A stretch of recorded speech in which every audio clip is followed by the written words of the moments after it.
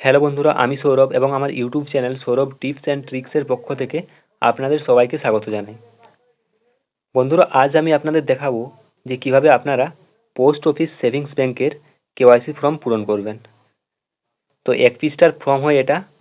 দেখুন, আমি ফর্মটি নিয়ে এসেছি এবং আমি এটি অলরেডি ফিল আপ করে নিয়েছি এবং আপনাদেরও আমি স্টেপ বাই স্টেপ বুঝিয়ে বলবো কিভাবে আপনারা এটা নিজেরাই পূরণ করতে পারবেন।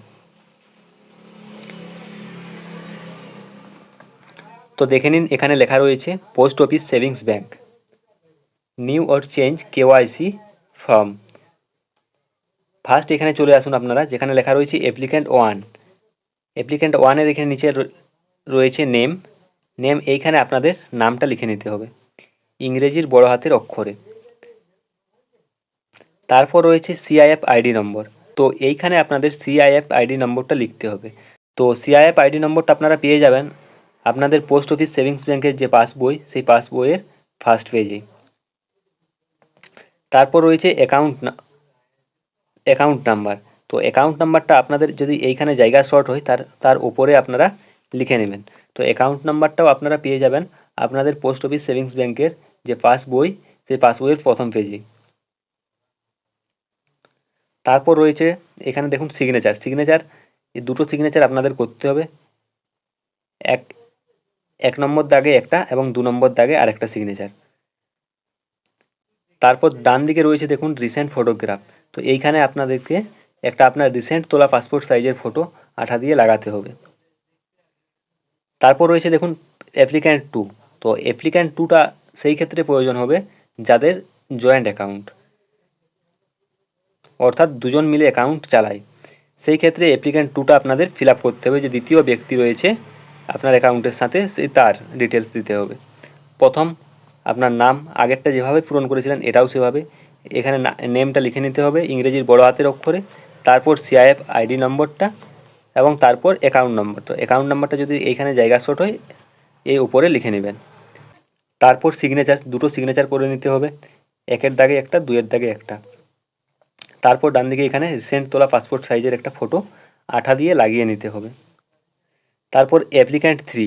তো অ্যাপ্লিক্যান্ট থ্রি কেন রয়েছে সেটা আপনাদের বলে রাখি, যে পোস্ট অফিসের সেভিংস ব্যাংকে 3 জনের জয়েন্ট অ্যাকাউন্ট করা যায়। অর্থাৎ এমনি কোনো ব্যাংকে যেমন 2 জনের জয়েন্ট অ্যাকাউন্ট হয়, তো পোস্ট অফিসের সেভিংস ব্যাংকে 3 জনের জয়েন্ট অ্যাকাউন্ট হয়। অর্থাৎ 3 জন ব্যক্তি মিলে একটি অ্যাকাউন্ট বই চালাতে পারবেন। সেই জন্য এখানে দেওয়া রয়েছে অ্যাপ্লিক্যান্ট থ্রি। তো 3 জনের যদি অ্যাকাউন্ট বই হয়ে থাকে তাহলে সেই তৃতীয় ব্যক্তির নাম এখানে লিখে নিতে হবে, সিআইএফ আইডি নম্বরটাও লিখে নিতে হবে এবং অ্যাকাউন্ট নাম্বারটা লিখে নিতে হবে। তারপর আগেরগুলো যেভাবে করলাম সেভাবেই এটাও দুটো সই করে নিতে হবে, একের ঘরে একটা এবং 2-এর ঘরে একটা, এবং এই পাশে একটা রিসেন্ট তোলা পাসপোর্ট সাইজের ফটো আঠা দিয়ে লাগাতে হবে। তারপরে নিজের পার্টে চলে আসো। এখানে কি বলা রয়েছে দেখো, please fill all the information below in case of new account and only relevant information in case of change in KYC. অর্থাৎ নতুন অ্যাকাউন্ট এবং কেওয়াইসির ক্ষেত্রে নিচের সমস্ত তথ্য আপনাকে পূরণ করতে হবে। প্রথমে কি রয়েছে দেখুন, নেম ইন ক্যাপিটাল লেটার। তো এই নামটা এখানে আপনাদের ক্যাপিটাল লেটারে অর্থাৎ ইংরেজির বড় হাতের অক্ষরে পূরণ করতে হবে। ফার্স্ট এখানে লিখে নেবেন আপনাদের ফার্স্ট নেম, তারপর যদি মিডিল নেম থেকে থাকে তাহলে মিডিল নেম লিখবেন, তারপর লাস্ট নেম অর্থাৎ টাইটেলটা লিখে নেবেন। তারপর রয়েছে ফ্ল্যাট ওর হাউস নাম্বার। তো আপনাদের যদি ফ্ল্যাটের বা বাড়ির নাম্বার জানা থাকে তাহলে আপনারা এইখানে সেই নাম্বারটা লিখে নেবেন। তারপর রয়েছে রোড অর্থাৎ রাস্তা, আপনার বাড়ির সামনে দিয়ে যে রাস্তা গেছে সেই রাস্তার নাম। তো এইখানে আপনারা আপনাদের গ্রামের নামটাও লিখে দিতে পারেন। তারপর রয়েছে ভিলেজ, টাউন অর সিটি। তো এখানে আপনি আপনার ভিলেজে টিক দিয়ে আপনার গ্রামের নামটা লিখে নেবেন। তারপর পিনকোড অর্থাৎ আপনার যে পোস্টাল 6 সংখ্যার পিনকোড হয় সেই 6 সংখ্যার নাম্বারটা এখানে লিখে নেবেন। তারপর রয়েছে মোবাইল নম্বর। তো কেওয়াইসি ফর্মের ক্ষেত্রে বলে রাখি যে মোবাইল নম্বর একটি গুরুত্বপূর্ণ জিনিস, ঠিক আছে। তো কেওয়াইসি ফর্মের ক্ষেত্রে আপনাদের মোবাইল নম্বর আপনাদের দিতেই হবে। মোবাইল নম্বর না দিলে আপনাদের ফর্মটা জমাই নেবে না, ঠিক আছে। তো সেই জন্য বলবো যে এইখানে একটি ভ্যালিড মোবাইল নাম্বার আপনারা লিখে নেবেন, অর্থাৎ যে মোবাইল নাম্বারটা আপনাদের চালু রয়েছে সেরকম একটা মোবাইল নাম্বার। তারপর রয়েছে আধার নম্বর। তো এইখানে আপনার যে 12 সংখ্যার আধার নম্বর, সেই আধার নম্বরটা এখানে লিখে নেবেন। তারপর রয়েছে লোকালিটি। লোকালিটি অর্থাৎ আপনার গ্রামের নামটা এখানে আপনারা লিখে নেবেন। তারপর রয়েছে ল্যান্ডমার্ক, অর্থাৎ আপনার বাড়ি চিহ্নিতকরণের জন্য সেরকম কোনো একটা প্লেস, অর্থাৎ আপনার বাড়ির সামনে যদি কোনো মন্দির থেকে থাকে তাহলে নেয়ার মন্দির লিখে নেবেন। তো আমার বাড়ির সামনে যেহেতু স্টেট ব্যাংক রয়েছে, সেই জন্য আমার বাড়ি চিহ্নিতকরণের জন্য আমি লিখেছি এখানে ল্যান্ডমার্ক হিসেবে নেয়ার এসবিআই। তো আপনাদেরও বাড়ির সামনে সেরকম কোনো প্লেস, মন্দির, মসজিদ বা স্কুল থেকে থাকলে সে নেয়ার স্কুল বা নেয়ার মন্দির লিখে নেবেন। তারপর রয়েছে ডিস্ট্রিক্ট অর্থাৎ জেলা, এখানে আপনাদের জেলার নামটা লিখে নিতে হবে। তারপর রয়েছে স্টেট, তো এখানে আপনাদের রাজ্যের নামটা লিখে নিতে হবে। তারপর রয়েছে ইমেল আইডি, তো ইমেল আইডি যদি আপনার থেকে থাকে তাহলে আপনি এখানে ইমেল আইডি আপনার দিয়ে দিতে পারেন, আর যদি না থেকে থাকে তাহলে এটা ছেড়ে দেবেন। তারপর রয়েছে প্যান নাম্বার, অর্থাৎ আপনার প্যান কার্ডের নাম্বারটা এখানে আপনাদের লিখতে হবে।